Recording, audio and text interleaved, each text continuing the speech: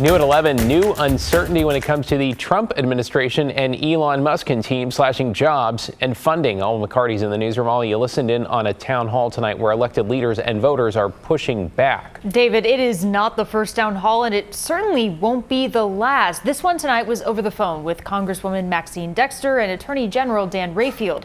We are told 9,500 people listened in as they covered a series of pressing issues, including immediate plans to hold the executive branch accountable. We are hosting today's town hall at an inflection point for our state and certainly for our country. We are just 5 weeks into the second Trump presidency, and this past month has frankly felt like a year, but it has been nothing like anything I think most of us have seen before. Representative Maxine Dexter from Oregon's 3rd Congressional District acknowledging the frustrations of many as she kicked off a town hall meeting with the state's Attorney General. We knew this day was coming, and we knew that all of this was what was in the tea leaves. Obviously, from watching Trump's first presidency, a lot of the moves that he's been making are straight out of his 2016 playbook. Over the past month, President Trump's team has made dozens of cuts, enacted mass layoffs and spending freezes. The latest, more than 6,000 jobs at the IRS and more than 200 TSA positions cut. Elon Musk and his Department of Government Efficiency behind many of these efforts. It's money that's taken away from things that are destructive to the country and from organizations that hate you to you. That's awesome. Though many would disagree, holding protests this week. We won't back down! Portlanders pushing back against the administration and the large-scale federal layoffs. I was the first on my district to be illegally fired.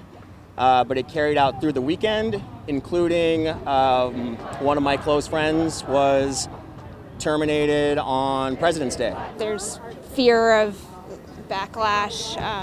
Nobody really knows what the environment holds and how things are going to be responded to right now. One federal worker, also fearful his position might be on the chopping block next, called into Dexter's meeting Thursday night. What should federal workers in Oregon be doing, or what can we do to sort of protect ourselves, or how would you recommend we approach the next few months?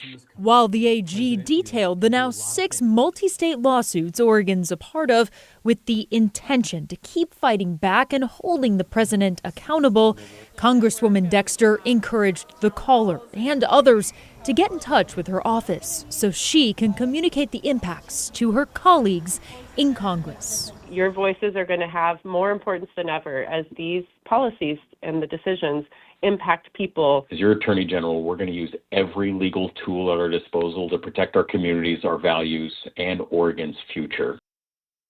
Now, over the weekend, Senator Ron Wyden held large town halls in both Columbia and Washington counties. And earlier this week, Representative Suzanne Bonamici did the same with plans to hold another in the Portland Metro tomorrow at 6 p.m. at Benson High School.